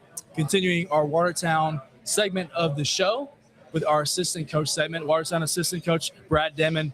Glad enough and happy enough to join us here on Wilson County Media Days. Appreciate you being here. Yes, sir. Glad to be here. Coach Dedman, I talked with Coach Webster about this during his segment of the show. This team played in so many tight games last year. Obviously, a 5-6 record to close the year. 6 of those 11 games were one-score games. A pass here, a run there, a kick here, and your season is completely different in a positive or negative way. What did you guys kind of learn about yourselves last year and just watching the tape in the offseason? How can you guys improve your record in those one-score games? From a defensive standpoint of it, we got to find ways to get off the field at third down. Third down was kind of a killer for us. Didn't matter if it was third and long, third and short. We had trouble getting off the field there. And, we got to do a much better job of that going into this year. D-line-wise, we got to play a little better up front. Linebackers got to feel a little more alleys type things. But our mental toughness was there. We kept games in close-wise. Offense, they did their part of playing a lot of ball control from the defensive side. And we just got to do our part of giving the ball back to them some. You have a coach's dream on the defensive side of the football when you have an athlete to the caliber of Garrett Davis who can do so many things and cover things up defensively in so many different ways. Not only did he have a great year passing and throwing the football last year from the quarterback position, 30 total touchdowns, had over 100 tackles defensively, wins the region's defensive player of the year. What allows him to be so special on that defensive side of the ball where you guys can use him in a multitude of different ways to impact the other team's offense? We kind of use him as a safety spot. He rolls down the linebacker a little bit some, just kind of playing different kind of things for him. Trying to simplify his read so he can see it fast and get where he needs to be. But he's a special player. He's got a knack for where the ball goes. He's got a knack for where it's going to go. He watches film. He does everything that you ask him to do. He's a heck of a football player and even a better person. Yeah, obviously in that secondary specifically, Carmelo Davis is going to be a guy that's going to factor in a lot of your plans defensively and schematically. Obviously, we just got pads on yesterday, but obviously you spent an offseason with this team defensively, just figuring out where you guys can fit different pieces. Obviously, with a school of your size, a lot of guys are going to play on both sides of the football. But defensively, who are some guys that have really stood out to you so far in the offseason that are going to play big roles on this team up front defensively and that linebacking core, and obviously in the secondary as well with those 2 guys that we mentioned? You're going to see a lot of Chase Lamberson up front. He's probably our leader up front on our defensive line. You also got Noah Utley that's going to be rotating in and out up there some. I think he's got a lot of potential. He just got his own in a little bit more. As far as the linebacker-wise, you've got Lane Kennedy, Cooper White going to be probably our 2 main linebackers in there. You they've done a really good job of fitting downhill, doing some of the things. We'll find out Friday to make sure it all kind of goes down. Carmelo Davis, he's going to be he's the X factor of it. He's got enough speed where he can come off the edge and do some things, do a little more things in pass coverage as well. So we got some special plans for him a little bit on the defensive side. I think he's going to work out really well there. And a lot of the guys that you mentioned right there have played quality football for you guys for the last several years. And I guess that's the one measurable or quality that you can't teach is just the experience that it comes with playing on Friday night against teams like Smith County, against teams like Gordonsville, playing against a really solid region as well. that experience is really going to help that group play the best ball that it wants to be. Absolutely. We've got 4 or 5 guys that's got game time experience. Unfortunately this year, there's some of them are going to be in different spots than they were last year. So they're going to have to learn a little bit different things, but it's still experience is key, and that's kind of what we're dependent on, and we're leaning on those guys to lead our football team and bring our young guys along as well. Yeah, Coach Webster mentioned your scrimmage this upcoming Friday night against Upper Middle Quality football team that has an SEC commitment, obviously as well. I look at your first 2 games of your schedule. You're going to learn a lot about your team playing against Smith County and Gordonsville. I know you guys have kind of already dived into game planning specifically for Smith County here in a couple of weeks on August 21st. What is that going to look like on the offensive side of the football from them, and defensively, how do you kind of counteract that? We've seen kind of different things. I don't really know exactly what they're going to do. We haven't seen film or anything like that as of yet. But we think they're going to be probably a little more gun-ish type things what they were last year wise. But we just got to make sure. Right now, we've been more focusing on what we can do versus what Smith County can do. We're planning probably in the background for those a little bit, but it's more about us kind of right now, just bringing our guys along. You mentioned that just breaking down opponents, maybe not knowing what they're going to look like. Obviously, we're at the end of June. When we look at your region schedule and just kind of talking with Coach Webster as well, a lot of different styles of offense that you play against when you look at your region. Obviously, Giles County, historically, a really solid program on the offensive side of the football. Obviously, they had Bo Wallace back in the day, went on to Ole Miss. Sequatchie County, a really talented team as well. Then you have Cascade Community, and a program that you guys have come to know a lot over the last couple of years is Forest as well. A lot of different looks from those teams. How does it kind of work from a week-to-week standpoint from you of getting those guys ready to play against teams that throw different things and different wrinkles at you throughout the season? From my standpoint, it's really about trying to be the most physical team. We've got to be a little better up front than we were last year. That's probably been a focus of emphasis on us from last year's team. And we just kind of got to make sure if we can dominate up front, then we've got a good shot. Offensively and defensively both. It's going to be one. It's one in the trenches, and that's kind of what we've been preaching. And that's kind of what we look at. But there's a lot of good offensive and a lot of good teams coming out. It starts with Giles County as far as the region play goes. And we know they're going to be a really good football team with a new head coach. So things are going to change there probably a little bit, but there'll be some common factors there as well. Coach Webster has been around a long time in Wilson County since the late 90s, has been a part of this community. Obviously, all those years coming at Watertown, I think I added up 143 wins that he's had during his tenure with that program. What is it like to work for a guy like him, who obviously is so invested not only in Watertown High School, but Wilson County overall, and invested in these athletes who is kind of Garrett and Chase mentioned, they grow up watching Watertown football, wanting to be a part of it, and he's been kind of the central figure of that all. What's it like to work for a guy like that who's so rooted and invested? You can't put a finger on that. It's so special of watching a guy, just that supports this community, not only just our kids, but the whole entire community, our entire school. He's a pretty special person for doing it for that many years, and I've learned a lot from him, and hopefully he's learned a little bit from me as well. So we kind of, it's been a great thing for me. Coach, we really appreciate you joining us here on the Watertown hour of the show. Best of luck this season. Looking forward to working with you guys, and we'll see you guys real soon. Absolutely, I appreciate it. Thank you. After this commercial break, rounding us out on the Watertown segment is first-year boys basketball coach. He was a 3-sport star at Watertown. Now he's back at his alma mater. It is Seth Bryce. He's on the on-deck circle right after this, so stay with us.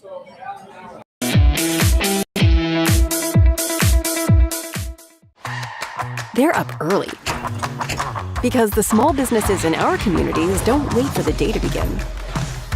They're always getting ready for the next customer, the next order, the next idea. And they all run on good energy. The kind working quietly behind the scenes, powering every open sign, every plan, every long day. The kind you can always count on. Middle Tennessee Electric, bringing good energy. Hey, come here. You want a chance of winning 4 tickets to the Tennessee Titans season opener? Monday, August 3rd, 6:30 p.m., ML Rose, Mount Juliet. Legacy Athletic Fund is hosting their first ever fundraiser, a sports trivia event. Winner gets 4 tickets to the Tennessee Titans season opener. You also have a chance to win Nash SC tickets and Nashville Sounds tickets. We're also going to have a silent auction going on. So get 4 people that know ball, $100, $25 a person. Proceeds go towards funding their first community initiative a free nutrition program for the general public and local athletes. Come on out for a chance to win. What I think of Delta Dental now, it's really their core values. It's the volunteerism, it's the giving back. Delta Dental gives us 10,000 toothbrushes. So twice a year, we have these children that are going home with food that may not have weekend food, and they're also getting a toothbrush. The best partners are the ones that truly do impact the community together, and I don't think there's a better example of that than our partnership with Delta Dental. At Superior Construction and Design, we believe a home should feel as good as it looks. From thoughtful space planning and building to custom interiors, every detail is carefully considered. With decades of experience in construction and residential interior design, we got our clients from the first idea to the final finishing touch. Superior Construction and Design. From foundation to furnishings, we make it feel like home.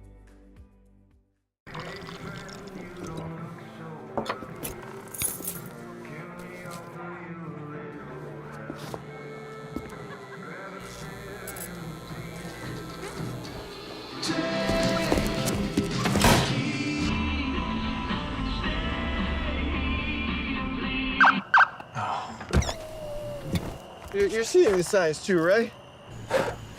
What signs?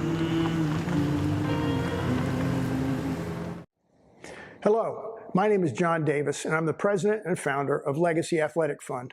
I'd like to share with you how we got started. In July of 22, I was on the staff of a spring football league that ran out of money. I found myself in the hotel lobby subjected to an emotional rant by a very frustrated player. It was during his outburst that I realized he was yelling to me and not at me.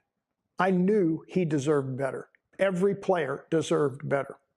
That event led to a 2-year journey and the development of our Pro Cycle program, as well as the base mission for Legacy Athletic Fund, which is to build a better world by building better people who are empowered through better athletic achievement.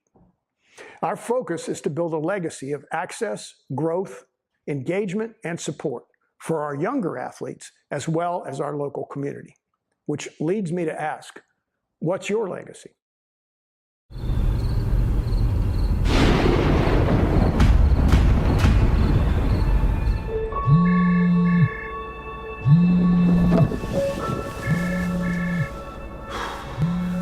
Hello? Yeah, I'll be right there.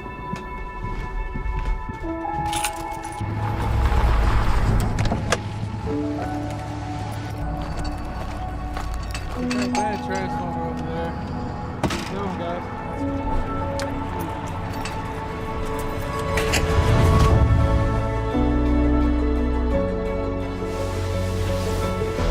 It takes all of us to power a community. Here's to everyone who makes it thrive, both in plain sight and behind the scenes. Middle Tennessee Electric, bringing good energy.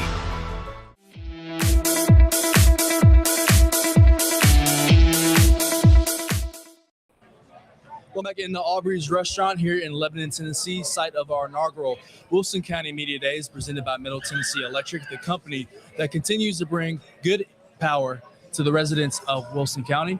I'm the Wilson Post and Chronicle of Mount Juliet sports editor David Wilson. Joining me now, I like to refer to him as the hometown hero, Watertown High School legend, 3 sports star, basketball, football, baseball, and now first-year boys basketball coach Seth Price, kind enough to join us here as we round out the Watertown Hour. Seth, good to see you. Thank you for being here. Hey, thanks, David. I appreciate you having me. Seth, we talked on the phone after you accepted the job to be the new boys basketball coach at Watertown. You said it's home. It's special. Obviously, your dad coached in that gymnasium. You got to go to high school there, obviously, and be a part of a lot of great winning teams, both on baseball, football, basketball. Has it even kind of sunk in yet that this is your job now and this is your life? A little bit, just because I've been there for the last 4 years. So the being back home has kind of sunk in for me. I don't know if being the head coach now has hit yet. I think that as we get into the school year and as we creep closer to the season, it'll start to sink in. But I'm really excited, and like I told you, it is home. And so, I feel like there's a lot of people that our community supports our programs, and I think that there's a lot of people that will continue to support our programs And I think that there's a lot of people that support me. So I'm really excited, and I'm happy to be able to do it. Well, Seth was a hooper back in his day. Obviously, Wilson County's all-time leading scorer. Your wife was a hooper as well. Current girls basketball coach at Watertown. You got to be in the assistant chair with her, as you mentioned, the last couple of years. What was that opportunity like for you, though, to just kind of support her, not only from an X's and O's standpoint, but just from a spousal standpoint as well, and just be someone that could be there for her? Obviously, last year, a girls basketball team had one of their best seasons here in recent memory for Watertown. A lot of good wins, make a run into the region tournament. What was that experience been like for you guys as a couple and for you personally over the last couple of years? Well, we were really good about leaving it at the gym. we never really took it home. You know, it was a lot of fun. You know, it was a special time in our lives, and we knew that not a lot of people got to experience it. You know, even people that are your husband and wife who are both coaches, you know, very rarely do they get to coach together. And so we had a lot of fun. We won a lot of games. We had a lot of success. You know, I said this to you when I took the job. There's things that I am going to take from her that I'm going to use, or I hope to use with my teams. You know, she's extremely organized. She executes her plan every single day. She gets a ton out of her kids. You know, and those are things that I think that I could take from her. But it was a lot of fun, and we won a lot of games. You know, and when you win, it is more fun. You know, and we've only in girls basketball they've only won, I think it's 6 district championships in the history of the school. You know, and my dad has got one, and now she's got one, and so I think that's really cool. But it was a special time, that's for sure. I have to ask you, as you kind of transition into your head role now with the boys, had a summer to kind of gel with the guys. Obviously, you know them, playing before them, you stick around and watch them play. What does the dynamic of the team look like? What do you feel like you've learned about the group so far, and some players that are standing out to you right now throughout the summer that you know they're going to play big roles for you come wintertime? Yeah, well, we've got a great group of kids, and I knew that going into it. And I knew that the group that they had coming back, you know, is a group that had a lot of potential to compete in the district. You know, with our district, it's 4 teams, and I think that we're all kind of about the same. You know, I think last year they beat everybody in their district, and so I think that it's a district that we can compete in. You know, we've got 4 seniors coming back from the previous year. You know, Devin Brown, Jack Beasley, Braylon Crothers, and Caden Clark, and I see all of them, you know, playing a role for us. You know, and they've been impact players the year before, and I see them being impact players again this year. Yeah, you mentioned the nature of your district. There's a lot of travel there as well, going to Murfreesboro, going to Macon County. You mentioned that you feel like you have an opportunity to jump in right there and compete. What do you feel like that's going to look like? Obviously, we do not know what the makeup of those teams are going to be like. But just, you know, I assume winning the district championship is a goal that you guys can set for yourselves right off the bat. Absolutely. You know, I feel like, you know, as a program, you get to where you are putting yourself in a position to compete for the district championship every year. That's where you want to be. And when you do that, you know, it puts you in a good spot in the region. You host that first round of the game, region tournament. You know, you kind of stay opposite of the number 1 seed on the other side as well. And so, you know, I feel like at any program, you know, especially one where you're trying to build, you know, the district is kind of where you start. I remember my dad, when he first got to Watertown, you know, they hadn't won the district since like 1995. And that was the one thing that he talked about. If we're going to build a program, it starts at the district level, right? And so for me, that's where I feel like it has to start for us. You know, and I don't have any bones about it. That's a goal for me, right? Winning the district tournament and setting yourself for the region tournament is crucial. You know, and a lot of people that have been in the business for a long time, have been doing it for a long time, they'll say, you know, well, the district doesn't really mean very much. Well, for someone who's trying to establish themselves, you're trying to get kids to buy in, and you're trying to get the community to support you, right?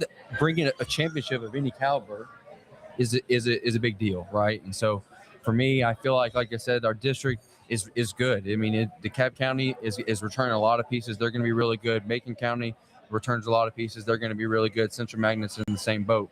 You know, but I feel like for us, if we can do what we need to do, especially defensively, I feel like we're going to be in a really good position. Yeah, you hit it on something that I'm going to ask you now. Philosophy for you of something that you want your imprint, your stamp on this team is going to be, is what You guys, if you're winning basketball games, you're going to be doing what well that separates you apart and allow you to win basketball games?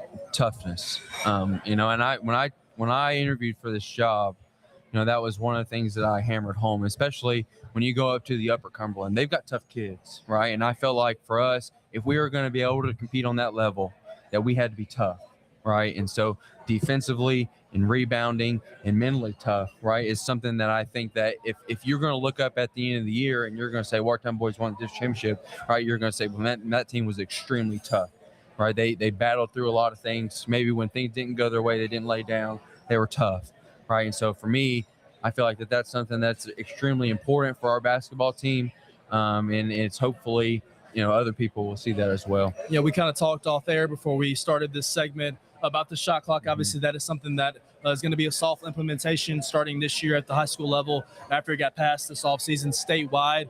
I guess I've asked several different coaches about this question, and I guess their answer is dependent on their current makeup of their team and just the style of play that they're going to have.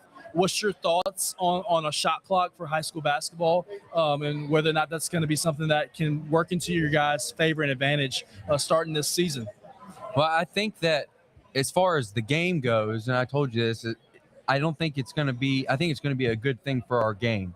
I think that it's going to help it run smoother. And Coach McDowell talked about that yesterday about some with the referee, with the 10-second in the backcourt and the 5-second count on the ball handler, right? A lot of those things, it's gonna help our game, and then especially at the end of quarters and end of games and stuff. But the only thing that I see that could be a concern, and these are things that no doubt that the TSA has talked about, is there's just the logistics where if you've got two people trained on the shot clock and both of them are out, you're in a predicament. You're going to put somebody on there who has never done it before, right? And if it's a district game or if it's a big game that night, it could impact the game, and in turn it would be a negative effect. So those are the only things, and that's stuff that the schools are going to have to make sure that they've got enough people trained to be able to do it. If we ever get to the point to where an official would do it, I think that would be fantastic.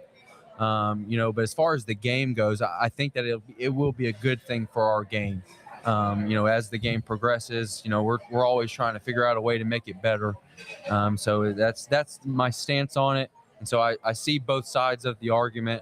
So that's where I'm at. I have to imagine, just as a head coach, as a play caller, particularly on out of bounds plays, under the goal on the baseline, being able to have plays that you can score immediately off of, and strictly not just throw the ball in the backcourt and chase it down, and obviously no shot clock back in the day, just kind of set your offense there. Exactly. Having out of bounds plays that you can score off of is going to be a challenge, and also advantage for some teams who can do that and execute those things really well.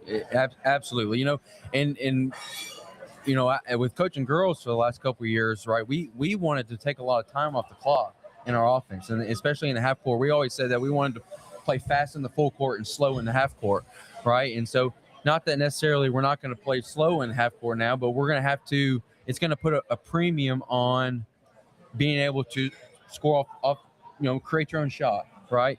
Especially in the boys' game, and you see that, in college, right? The teams that win are the teams that at the end of shot clock have someone that can go score, right? And so in out of bounds plays are the same way. How many times do you see that they run a play, it's not there, throw it in the backcourt, they come up and they run their offense, right? Well, when that happens, if it's not there and you do throw it in the backcourt and you've got 7 seconds left, you've got to have someone that can go make a play, right? And so I think that just makes your game better, right? If people are going to have to learn to do those things, earlier in their career than they would have before, right? And so that's why it is good for the game. It's going to only progress the game. I have to ask you, I asked Coach McDowell this question as well. There are conversations, obviously, in boys soccer and girls soccer as well.